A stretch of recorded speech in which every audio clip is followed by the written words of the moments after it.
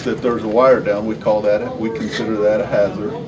So that's coded in our system, and then that comes into this group. And so this group, what they do is they dispatch employees from all over MonPower service area to wherever a line is reported down. So during the peak of this storm, we had about 4,000 reports of wires down. So we have to have an employee go look at it, and what they do is they go to the site, look at it, see if it's energized. If it is, then they have to wait there until we can get a line crew in a bucket truck, or normally it's a bucket truck, to come cut it into clear or repair whatever they have to do. So that's what this group does, and that's kind of the first part of the restoration process is making sure that we keep the public safe. So we attempt to get to every one of those as quickly as we can. Today it doesn't look real busy in here, and that's because we're closer to the end of this. Closer to the end of the storm, so most of the hazards have been identified, looked at, taken care of.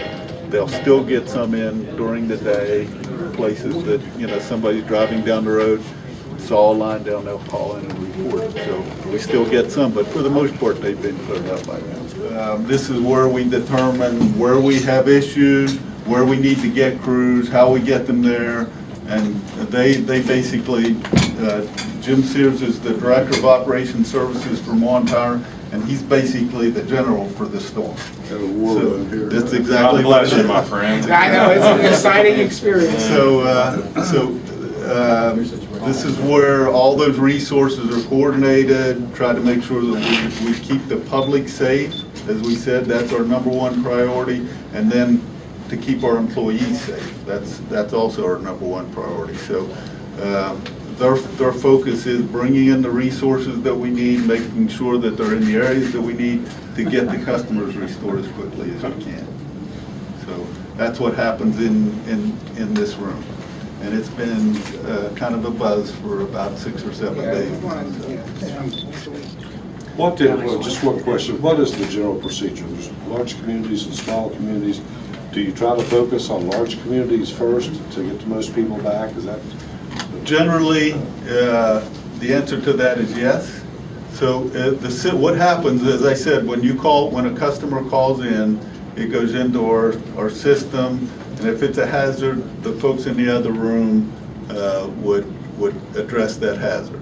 But then what happens is our system predicts where the problem exists based on customer calls, and that's what's on the screen up there. If you can see it, if you look at the bottom, it's hard to see from here, but we have 82,000 customers go out. Those areas. The deployment, we've got the companies divided into 2 main zones. We've got what we call the south part of the company over on this board, and then the northern parts on this board. And that's the communities, our service centers of where we've got various numbers of crews, and we've got probably upwards of, is it 800? Almost 1,000 personnel, linemen and their support personnel, supervision, management, engaged in the restoration efforts right now, with some more hopefully coming on the way from some of our sisters companies here over the next day or so. We have enough crews in here that we believe we'll have the majority of the communities back in by either late tonight or late tomorrow night, depending on where they are.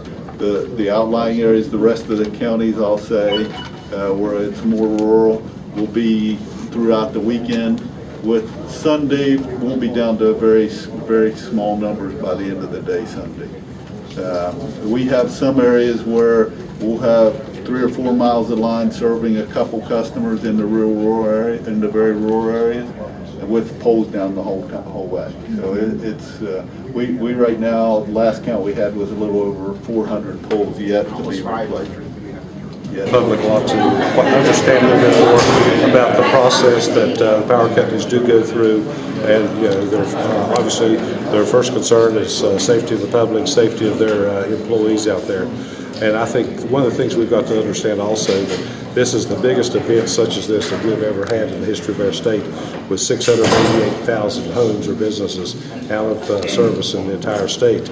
And to have that many power lines, that many transmission lines, all down at the same time with the towers and so forth, is phenomenon in itself. And normally what we have a disaster in West Virginia is a smaller region, whether it be flooding or snowstorms, blizzards, or whatever, where we can draw resources from within the state, get them in to help people. Well, this time, all but 2 counties in the state were affected by this weather event, and even our neighboring states, who are always good to come and they're having the same problems we are. So anyhow, we've come a long way since Friday night. Obviously, there's still a lot of people out there, over 200,000 people.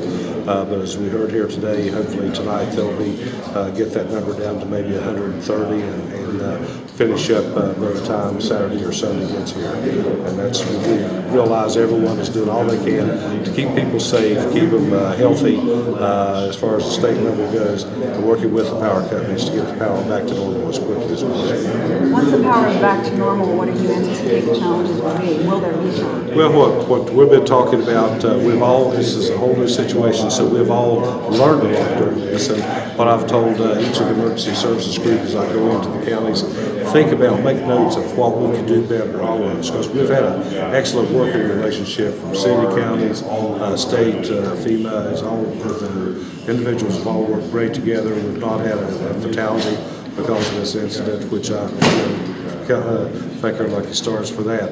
But what we want to do, encouraging the county EMS people, emergency services people, to go in, do a little thinking about what we could do better. And then what I'd like to do is bring at least the chief of each of those organizations together from all 55 counties to figure out what we could do to be better prepared for an event like this in the future. So you're happy with the progress that you've seen? I am. One of the things I'm proudest of is the people of West Virginia have come together. I've watched neighbor helping neighbor all across this state, and those are true West Virginians. That when we're in need, we do get out there and help each other. I know one instance where they said the power was off on one side of the road, but on the other side. But as you drove down through, there were extension cords across the road just to help their neighbors out. So that's what West Virginians do. When they're in need, they help each other. And I'll just ask everyone to please be patient for the next few days till we get all the power back on statewide. Obviously, this is a massive storm, and you know it was a massive storm, but when you see the destruction on that huge map downstairs, how many lines, how many poles, how many towers, can you even put that into perspective for folks at home? I mean, it's hard to imagine when we drive down the interstate, we see these huge power lines going from mountaintop to mountaintop, and we don't think about them until the power goes out. Well, in First Energy's case, we were just told 56 of those main transmission lines were on the ground. And these are in areas where you've got to take bulldozers to get up on top of the mountains to get up and replace those towers that were knocked down because the transmission lines to go down. And then thousands of telephone poles in our communities have all been knocked down. So, if you think about it, you've probably watched them in the past thinking, well, there's the power company.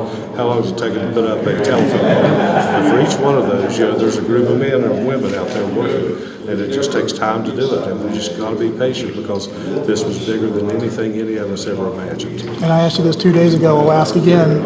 Just talk about the incredible hard work that all these folks are doing. Oh, and they are. And, the power company folks, even though they're both the major suppliers, Appalachian and First Energy, have both brought in nearly 1,000 employees from the outside to assist emergency services workers. 6 days at 90 and 100 degree temperatures, they're getting tired too. Many of them going, 2 or 3 days with hardly any sleep.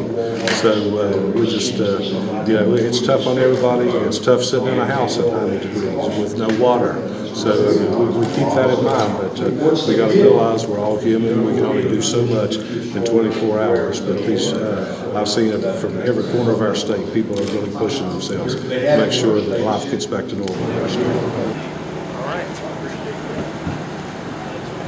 A lot of people don't remember that stuff. Thank you very much.